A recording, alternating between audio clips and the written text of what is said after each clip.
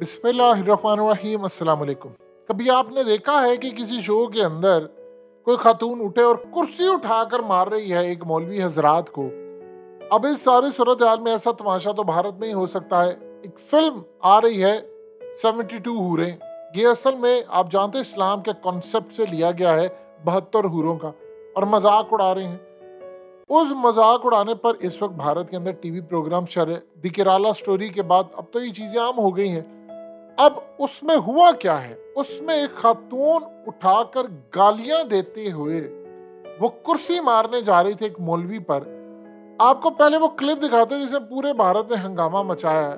पहले वो आप क्लिप देखिए। उस क्लिप को दिखाने के बाद आपको असल में दिखाएंगे कि डिबेट हो क्या रही थी जिस पर ये भड़की, और उसके बाद उसने फैसला किया कि उठाकर कुर्सी मारनी है, जो कि बाद में मीडिया चैनल से कट कर दिया गया क्लिप।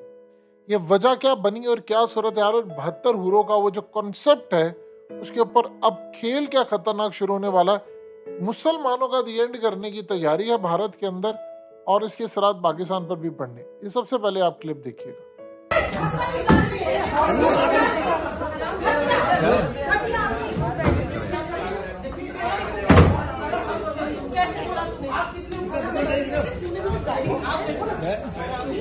जाओ जाओ जाओ। नहीं नहीं नहीं, इस्लाम का इन हरामियों को मैं औकात दिखाऊंगा। चल निकल यहाँ से, चल निकल यहाँ से, तू निकल। तेरी औकात कैसे हो गई है? मुसलमान औरतों को साला क्रॉस की तरह इस्तेमाल करते हो। मेरे बेटे को तू हराम बोलेगा? साले दरियत हरामी, मुसलमान ही नहीं। तुझे इतना मारूंगी ना, तेरे बापों को भी मारूंगी घुस के तेरे शाही बाग में, कुत्ता साला। निकल यहाँ से। सुबुई आप बोलिए, सुबुई एक एक करके, फिर मैं शोएब आपके पास आऊंगा। मैं आ रहा हूँ, उनके बाद आपके पास आ रहा हूँ प्लीज, क्योंकि मुमताज जी ने बहुत देर बोला है, आप दोनों का एक पक्ष है, इसलिए सुबुई पहले आप। जी जी अमन, देखिए मैं बेसिक्स पे बात करना चाहती हूँ। मेरे हिसाब से इस जन्नत और दोजक के कॉन्सेप्ट में ही फॉल्ट है। अभी बोला मुमताज जी ने कि नहीं जो अच्छे काम करेगा वो जन्नत में जाएगा। अच्छे अरे भाई एक मिनट ना मुमताज जी, आप क्यों, आपके बीच में वो एक शब्द नहीं बोली है। मैं 10 मिनट चुपचाप सुन रही हूँ। नहीं मैंने बोला, मैं इनको भी टोकूंगा प्लीज। सुनिए, मुमताज जी ने कहा जो अच्छे काम करेगा वो जन्नत जाएगा, जो हलाल काम करेगा वो जन्नत जाएगा, जो हराम काम करेगा वो दोज़ख जाएगा। ये इनका लॉजिक है। लेकिन हराम, अरे सुन तो लीजिए, लेकिन मुझे इस लॉजिक से भी कोई दिक्कत नहीं है अगर हराम हलाल की लिस्ट तो रैशनल हो। हलाल इनका किसी निर्जीव, किसी बेजुबान जानवर पे छुरी चला दो तो वो हलाल है। किसी हिंदू को मुसलमान बना दो तो 7 पीढ़ियां जन्नत में जाएंगी, वो हलाल है। लेकिन होली के रंग खेल लो तो वो हराम है। बिल्कुल है, किसी हिंदू के साथ कोई त्योहार मना लो तो वो हराम है। ये लिस्ट किसने बनाई है? एक मूर्ति पूजा कर लो तो वो हराम है। अरे अगर आपकी हराम हलाल की लिस्ट ऐसी होती, अमन मैं किसी के बीच में नहीं बोलती, मैं चली जाऊं क्या उठकर? जी गलत है। अगर आपके बीच में हलाल की लिस्ट ऐसी होती, प्लीज मैं आपके पास आऊंगा ना, शोएब जी वेट कर रहे हैं। मैं बिल्कुल इनका साथ देती अगर इनकी हलाल की लिस्ट ऐसी होती कि किसी के चेहरे पे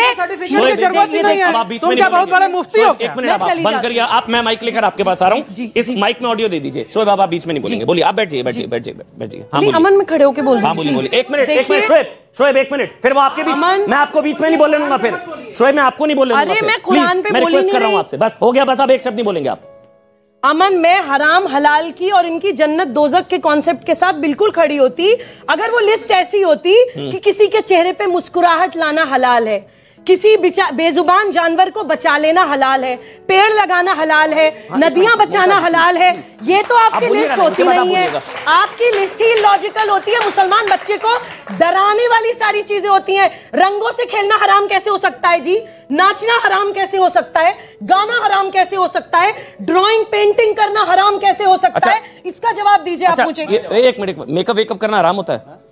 लिपस्टिक लगाना हराम है। ये अभी मेकअप करा के आए हैं, ये अभी मेकअप करा के आए हैं, ये अभी मेकअप करा के आए हैं मेरे साथ। आपने दोनों क्लिप देखी कैसे वो कुर्सी उठाकर मारने लगी थी, फिर उसके बाद जो असल में वहां पर गुफ्तगू हुई वो भी आप सबने देखी।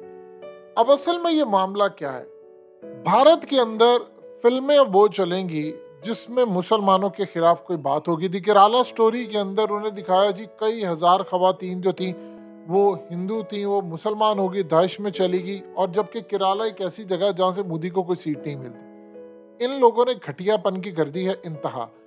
अब ये लोग जिस लेवल पर उतर आए हैं, इस सारी सूरत हाल के अंदर क्लियर आपको एक चीज होती नजर आ रही है कि भारत में उन्होंने बार बार इवन के कई जो वहां पर लोग हैं मुसलमान बड़े लीडर्स, उनसे बयान दिलवाए जा रहे हैं कि आप बयान दें, और वो बयान क्या देते हैं टीवी पर आकर कि हम मोदी सरकार को कहते हैं कि जल्द अज जल्द गिलगित बल्तिस्तान को वापस लिया जाए, जंग की जाए, और मुसलमान आपके साथ मिलकर लड़ेंगे और आपके लिए जान देने को तैयार है। अब ये लीडरान, उनके मुसलमान जो लीडरान है वो बयान दे रहे हैं वहां पर। जाहिर सी बात है, अगर वो बयान नहीं देंगे तो उनके घर वालों को उठाकर ले जाएंगे। भारत के कश्मीर के अंदर इस वक्त सूरत हाल ये है कि उनके लोग गायब कर दिए जाते हैं, उनकी फैमिलीज को उठा लिया जाता है, उनकी औरतों को उठा लिया जाता है, नामालूम जगह पर मुंतकिल कर दिया जाता है, और उसके बाद किसी को नहीं पता होता वो कहाँ से क्या नहीं। फिर उसके बाद वो कंप्रोमाइज होते हैं, बहुत सारी चीज़ें करते हैं, फिर उसके बाद उनको रिलीज़ किया जाता है। तो अब वहाँ पर मुसलमानों की जो रेजिस्टेंस है वो आलमोस्ट ख़त्म हो चुकी है। अब वहाँ पर वो रेजिस्टेंस रही नहीं है, क्योंकि जो हालात हैं वो पाकिस्तान के भी वो आप सबके सामने हैं। अब वहाँ पर वो काम ये कर रहे हैं कि वो कंटिन्यूसली मुसलमानों को पीसने जा रहे हैं। उन्होंने मुसलमानों को छोड़ना नहीं है वहाँ पर। तो लिहाजा इस पूरे खेल के अंदर उनको ये भी अंदाज़ा है कि पाकिस्तान वीक है, हम इन पर हमला करेंगे, हम इन पर चढ़ दौड़ेंगे। जब हम इनके खिलाफ लड़ने के लिए आगे जाएंगे तो मामलात इनके लिए बहुत ज़्यादा ख़राब मजीद हो जाएंगे।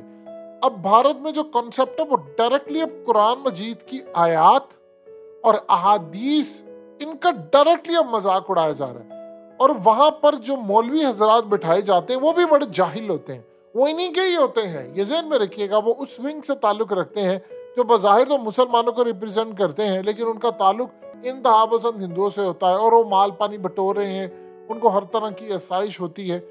अब आप सोचिए ज़रा कि वो इस तरह, ना उनके पास कोई दलील होती है, ना वो जवाब दे सकते हैं। उनको मीडिया के सामने बुलाया जाता है, लोग उनको कहते हैं देखो इनके पास तो कोई दलील नहीं है, वो बदतमीज़ है, लड़ते हैं, झगड़ते हैं। तो लिहाजा इस सूरत हाल में मुसलमानों का इमेज बहुत ज़्यादा ख़राब हो जाता है। ये अब तक की सूरत हाल भारत में चल रही है, और भारत में अगर आप इस तरह की प्रोपेगेंडा फिल्में कामयाब होना शुरू हो जाए जिसमें आपको ये पता चलता है कि ख़वातीन जो है वो इस वक्त निशाना बनी हुई है, ख़ास तौर पर मुस्लिम औरतें, उनको कहा जा रहा है कि तुम हिंदू मज़हब को कबूल कर लो तो फिर तुम्हारी बख्शिश रहेगी, अदरवाइज हम तुम्हें किसी सूरत नहीं छोड़ेंगे, और इसके बाद तुम्हारा जो अंजाम होगा वो दुनिया सारी देखेगी।